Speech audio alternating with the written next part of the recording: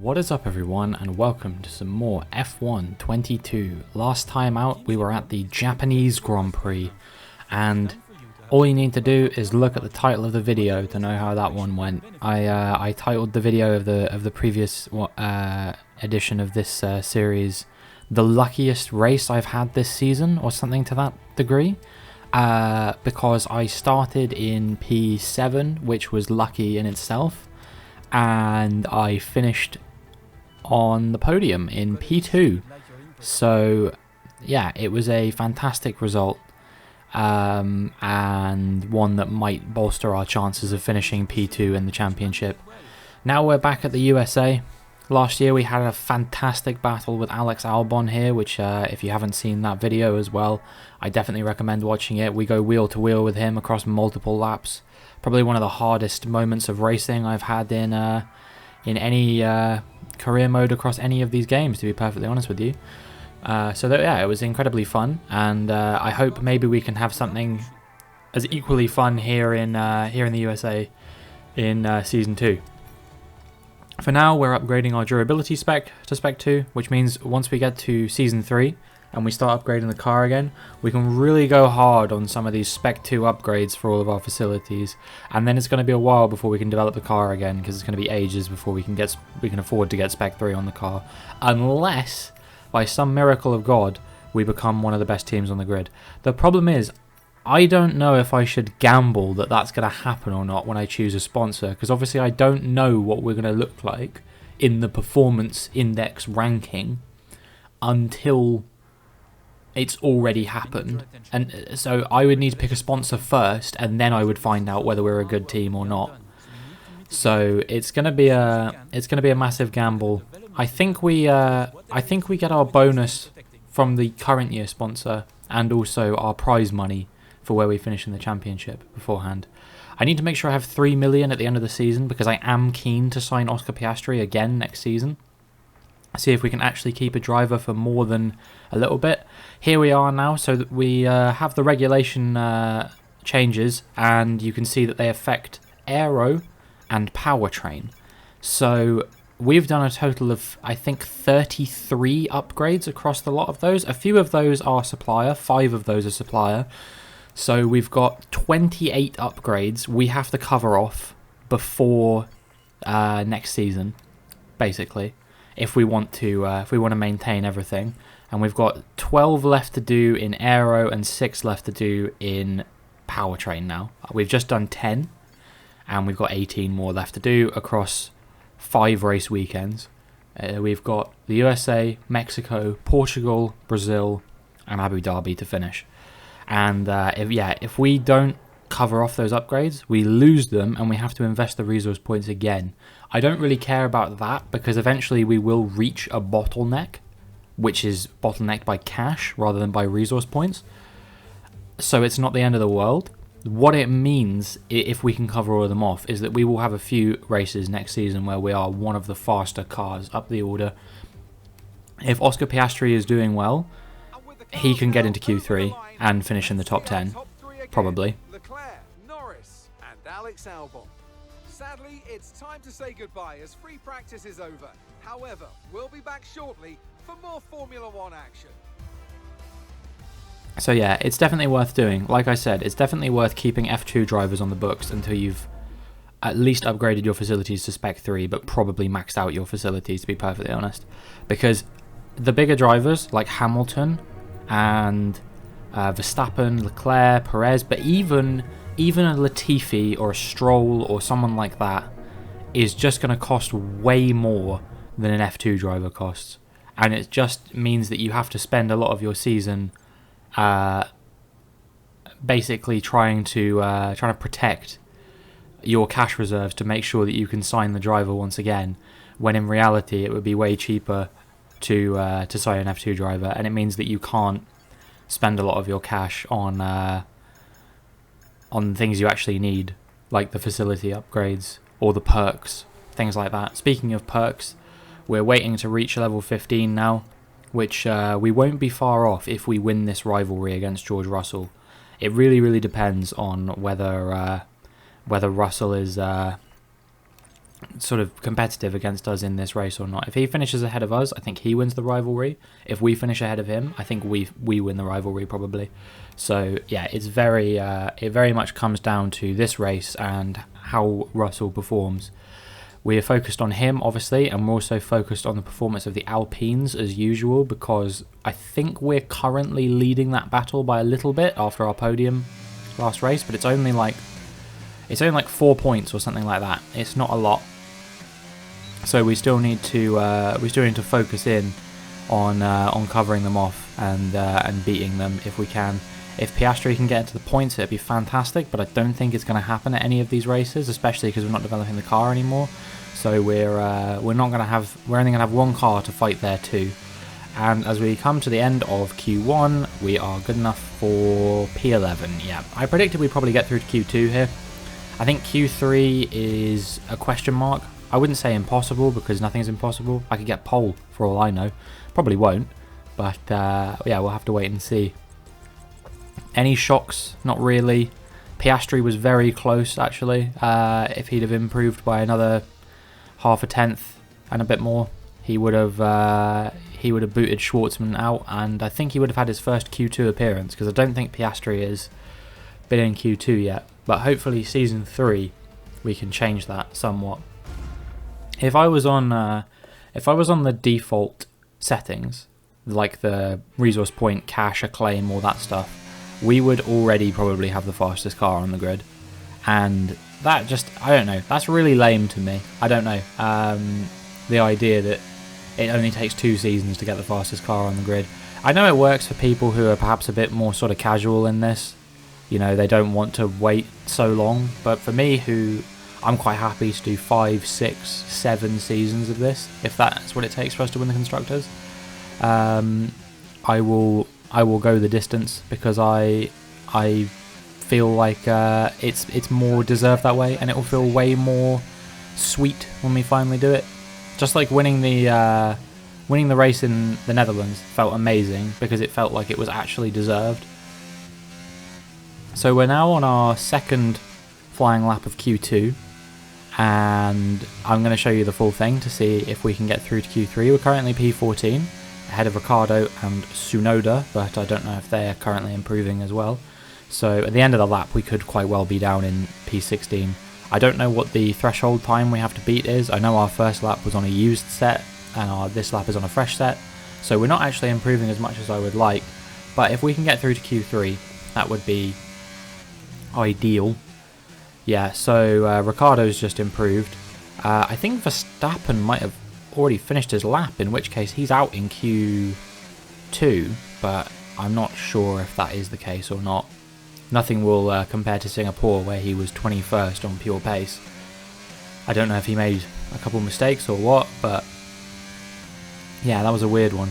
We're improving a bit more as we come through Sector 3 now. We're going to be about 5 or 6 tenths up as we cross the line, I imagine, depending on how this last corner goes.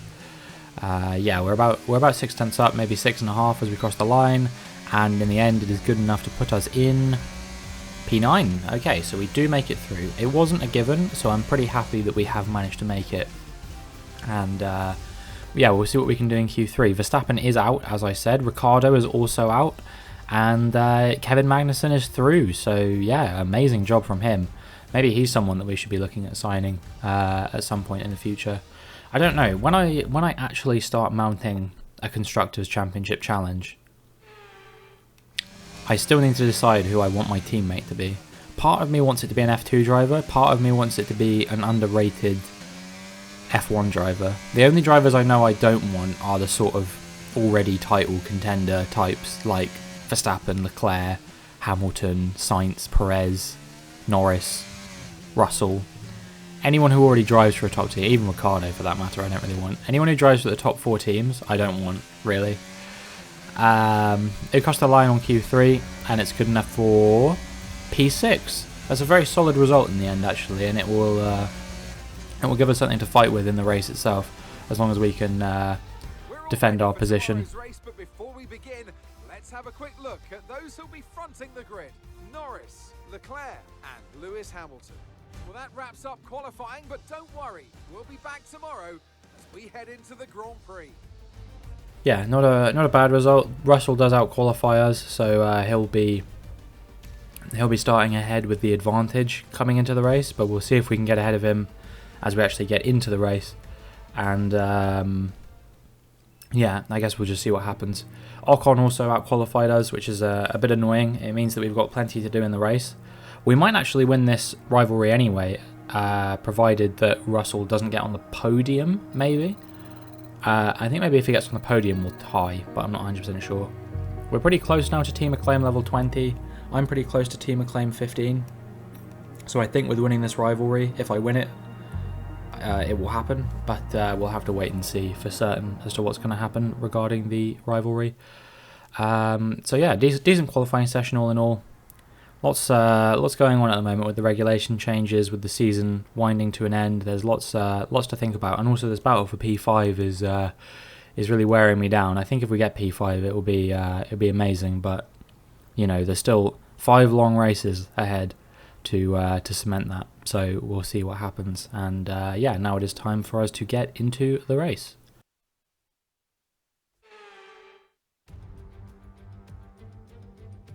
Welcome once again then to the United States Grand Prix here in the magnificent city of Austin.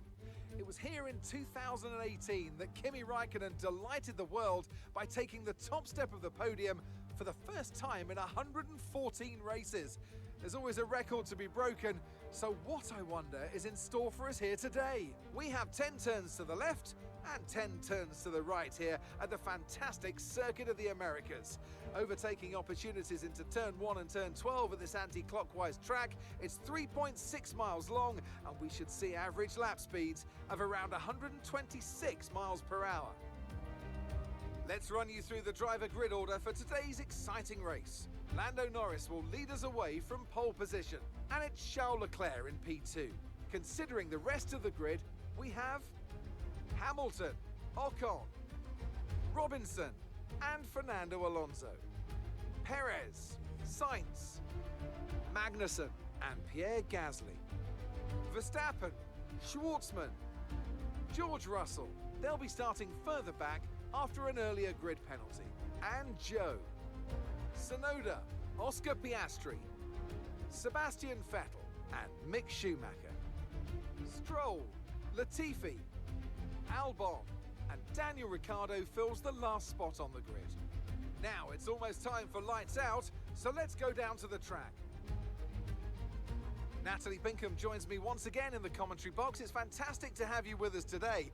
I'm curious though, how do you think the drivers stop those pre-race nerves from becoming overwhelming when you're lining up on the grid? Well, I imagine they'll be starting to feel the adrenaline as they anticipate the rundown into turn 1, a bit like preparing to go into battle.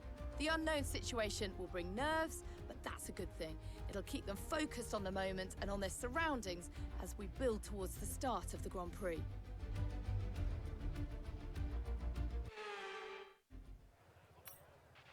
We're still in with a chance of winning this title. We need you to push as hard as you can in the 5 remaining races. That's very optimistic, Mark. I've got to be honest with you. I don't think we are in with a shot of winning this title. We're mathematically still in the title, but I don't think after this race we're going to be. We're about 100 points behind Leclerc. So if he outscores us, that's GG on our quote-unquote title hopes. George Russell has a penalty, so he's starting in 13th now, which is useful for us. I was thinking about taking a penalty this race, and I'm glad I didn't. We do have a slightly worn ICE, maybe. I'm not sure which component it is, but we'll have to wait and see. And then the grid is bookended by the McLarens, Norris P1 and Ricciardo P22. So yeah, a bit of an embarrassment for Ricciardo there. Hopefully he doesn't get lapped or anything. We'll see what happens. Alright, the lights come on. And the lights go out. Here we go. It's a pretty decent start, all things considered. Leclerc has a poor start and Hamilton is immediately through up into P2. Ocon even looks to be challenging Leclerc. Leclerc dives up the inside. They make a bit of contact and Leclerc is back into P2 now. Seems a bit dirty, but we'll see what happens. Meanwhile, we managed to get past Ocon because he challenged up the inside on Leclerc as well, and that enabled us to get the run on him around the outside. So now we are through into P4, but we've got a lot of fast cars behind us. We've got Ocon, we've got Perez on the softs, we've got Alonso just behind him. We're definitely not out of this by any stretch of the imagination, and we need to be careful with those track limits warnings. The last thing we want to do is get a penalty. Well, as Mark often says in his emails, the last thing we want to do is DNF.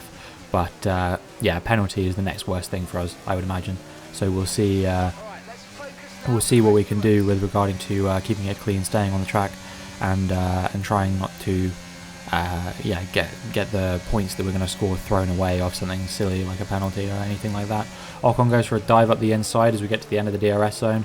I'm going to try and hang it around the outside of him. I think we just hold on. We're wheel to wheel at the moment, but I'm going to have the inside for the next corner, and that's going to allow me to stay ahead of him for now.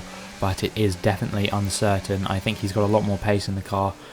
As I was alluding to earlier, I feel like I definitely did not have the pace to qualify P6. And it was a miracle I did, and it's a miracle that off the start I've managed to jump up into P4. So yeah, there's a lot to be worried and nervous about right now. The top three, as you see them, are probably the top three that are going to finish the race in those positions, because I'm going to try and hold up these guys behind me for as long as I can, and they're just going to keep pulling away and pulling away and pulling away and pulling away and pulling away. Ocon challenges us once again into turn 1, and we'll see once again if we can hang it around the outside of him. I think... Ooh, we just about managed to hold on to it actually, so yeah, he is definitely getting more and more frustrated as Hamilton and Leclerc are pulling about 4 seconds away from us at this point. Ocon goes for it again. We're going to try and hang it around the outside of him again, but I think I'll go a bit deep there, and I think he's going to have the run to get ahead of me there, and yeah, that is the position lost to Esteban Ocon, and we're down to P5. I don't think I have the pace to compete with the Alpines this weekend. We'll have to wait and see what happens. Perez is attacking me like crazy. That's it's kind of a move reminiscent of was it Lance Stroll in 2018 or 19? I can't remember. It would have been 18 because Alonso wasn't racing in 19, when Stroll basically just took out Alonso by dive bombing him into the S's at the start of the race, when Alonso said his famous quote of racing with these guys is impossible. That's how I feel with the AI on this game, so I know what Alonso meant when he said that quote. But I don't know. I've always found Alonso to be maybe a tad hypocritical in that department. I feel like he's always the first to complain about things that other drivers do, and then he'll turn around and do the exact same thing himself. But you know, now's not the time to worry about that. Now's the time to worry about Perez and Alonso, who's just got ahead of him, who is hunting me down for making those comments about him just now. He clearly heard what I had to say about him and was like, nah man, that ain't me. And he's going to prove it by trying to get ahead of me now, I imagine. And he is in fact challenging me as we come through the final corner of lap 3, and as we move into lap 4, I think he's going to have the run on me with the DRS and everything.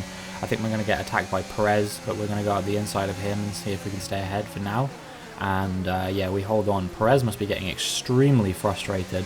I keep making it look like he's going to overtake me, and then he just can't get past for whatever reason. So it must be immensely frustrating to be in his position right now.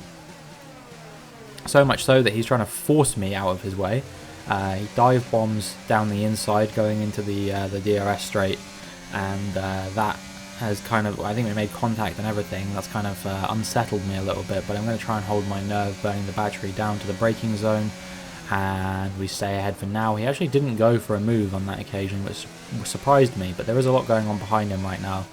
I think Verstappen, Sainz and Zhou Guanyu are all stuck into a battle for P8, which technically could be considered the battle for P6 with how close they are to myself and Perez. But yeah, we'll have to wait and see what transpires regarding that. I've done a good job holding Perez behind so far, and my efforts have been rewarded as Perez is now coming into the pits. I don't know if that's a scheduled pit stop. It's a little bit early, but he is on the soft compound tyres, so I'm not sure. Ocon and Alonso have already dropped me tremendously, so that's quite unfortunate for our chances of keeping them at bay in this race. They're currently 14. Alpine are currently scoring 14 more points than Jaguar are. We're now looking at George Russell. Is he going slowly? He is. He's going slowly. Has he got a problem? I think he has. Yeah, he's just not come around that corner. I think something must have happened to him. Piastri stops on track there and takes out Sebastian Vettel, so I don't know if he'll get a penalty for that. And yeah, no sign of Russell either. So Russell is out, and we will now win this rivalry regardless of what happens. So that's one less thing to worry about, as Verstappen overtakes us right before the safety car is called for what happened with Piastri and Vettel. And yeah, Russell and Vettel are out of the race. And once again, Sebastian Vettel has been wiped out of the race. I think he probably will take the record for the most DNFs this season, if it's not me, because I feel like I've had a fair few as well. I tell you who hasn't had any so far, since he's been driving for us, is Piastri. Fittipaldi had a couple, but yeah, the team around me seems to have a significantly better ability to not DNF than I do. I can't remember how many I've had so far this season. I had one in Australia, China. There was another one before the end of the season. I can't remember where it was.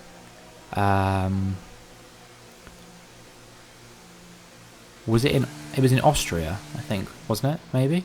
I'm not sure. Yeah, it was Austria, and then Belgium,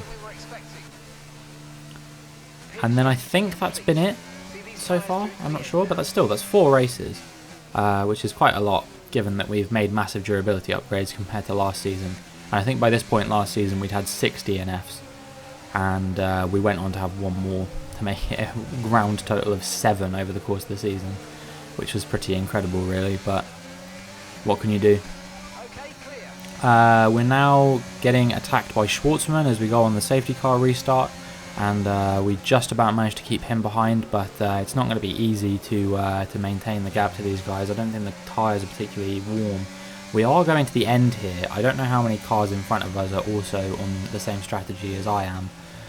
Schwartzman is doing the Lance Stroll move there as well, and yeah, I don't know if all the cars that are behind where I am now are running the strategy that I'm running, or like Schwartzman, Ricciardo, Piastri, and I guess that must be Stroll, because Vettel's out of this race. And then I don't know how many cars in front are on that strategy as well. I guess we'll have to wait and see as we progress through the laps. Albon has a moment there, and I very nearly go into the back of Perez. It's only through some evasive manoeuvres I managed to avoid him, and now we're going to be massively under pressure by Ricciardo and Schwartzman, who will have the DRS to me when I do not have the DRS. Someone was making contact there. I'm not sure who it was. I don't think it was me. Albon now pits as I do a few more cars, and we'll see where we shake out. We're in P16 before he pitted, and after he pits, or after these cars pit, we're going to be in P12. So we're making our way up the order. I think there's still more cars ahead that are left to pit, so we'll have to wait and see where that shakes us out after everyone's pitted. I wonder if it'll be another Japan scenario where I think we're going to be like P7 and then we end up being like P2. That would be funny, but I don't think it's particularly likely. We're just trying to hold on to the position we're in right now. You can hear the ICE struggling along a little bit there. Or actually, that sounded more like gearbox than ICE, so I'm not really sure. But yeah, it just seems like it was struggling to generate the revs through the S's there. Not really sure what that was about, but it seems to be okay now. Ricciardo dives up the inside as we go down into the DRS straight, and I don't think we're going to have DRS on this occasion. I think Perez was just a tad too far ahead. So Ricciardo is now making the moves up into P12, and he's overtaken us in this race.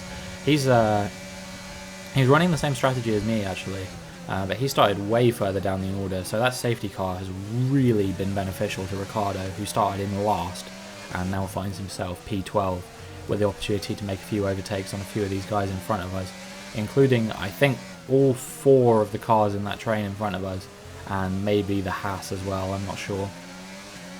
So he will, I think he will definitely fight back into the points, if I had to guess, which is, you know, a fantastic outcome for someone who previously, you know, was looking like you'd be lucky to get into the points. We've got a lot more cars coming in on this occasion. We'll see where we shake out after these guys all pit.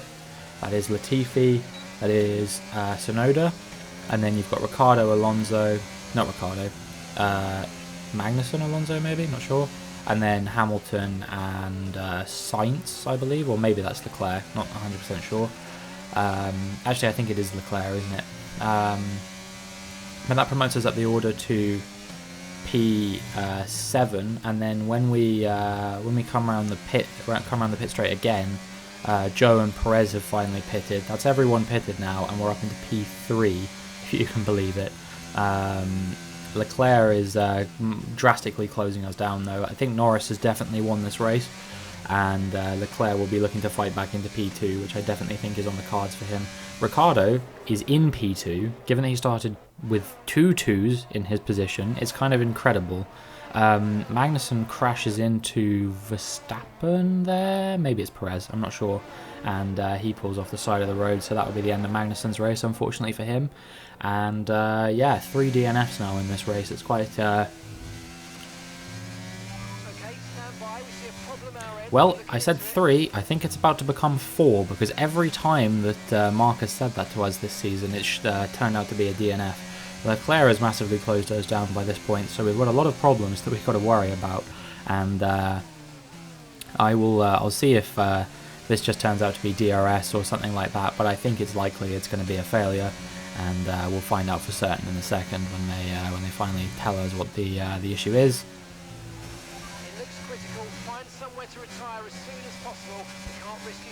Oh man, that is so frustrating.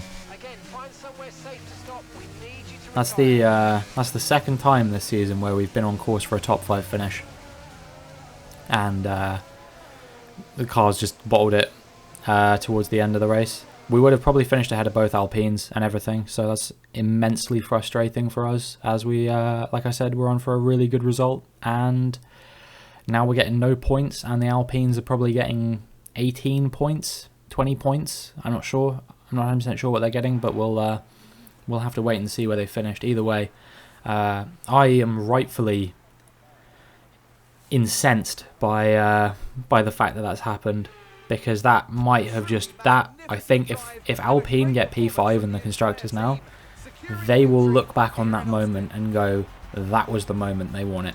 When my car broke down in Austin, that was the moment Alpine took P5 in the constructors. Unless I can somehow turn it around in these last 4 races. We got Mexico coming up next, where I'm going to have to take a penalty because that was a control electronics failure. And we've got Portugal, complete unknown quantity. Brazil, as long as I don't have a penalty in Brazil, I can do well there. And Abu Dhabi, we'll have to wait and see. Drivers are making their way out for the podium celebrations, and it's going to be McLaren picking up the winner's trophy. Congratulations to the entire team for that fantastic performance. As expected, Norris does take the win. Ricciardo battles back from P22 to 2nd, and Leclerc rounds out the podium. So nothing really changed compared to if I'd been in the race or not podium-wise, because Leclerc was definitely going to overtake me before the end of the race. He was going way faster than I was. I think Hamilton probably would have got me as well, but I definitely saw P5 in my future if the car had held on for 5 or 6 more laps. But that's Formula 1. Let's have a look then at the driver's standings. Charles Leclerc, currently leading the championship standings, extends his lead even further with this result. Let's focus on the driver of the day. Natalie Pinkham, come on, who do you pick? Daniel Ricciardo would be my driver of the day. He just outright refused to make any mistakes. Perfect driving. It's time to check out the constructors' standings. No change in the top spot then, but with today's points, their hold on that lead is getting weaker. There was also a strong showing from the McLaren team today as they make their way up the standings. Well, what an end to another fantastic weekend of racing. Thanks to everyone who joined us, and we'll see you for the next one. Well, I guess we were further ahead of Alpine than I thought we were, but we're 6 points behind them now. We do manage to grab a couple of points in our rivalry with Russell, and that will be enough for us to win it. So 2100 acclaim, we bag it. And yeah, that is the first time we'll be upping the difficulty in this My Team career mode, so I'm quite happy about that. Maybe we can make things a bit more difficult for ourselves come the end of the season. We'll see what happens. And yeah, just really disappointing. We'll have to have a really good solid performance in Mexico, even though we're going to be taking a grid penalty. We're going to be taking a new ICE and a new control electronics, so that's going to be 20 places. It's going to be a real fight if we want to be able to do it. But yeah, you have to tune into the next one to see if that is going to happen or not. But for now, that is going to be it for this video. I hope you enjoyed. If you did, please make sure you like and subscribe. Send me your support, and hopefully I will see you in the next one.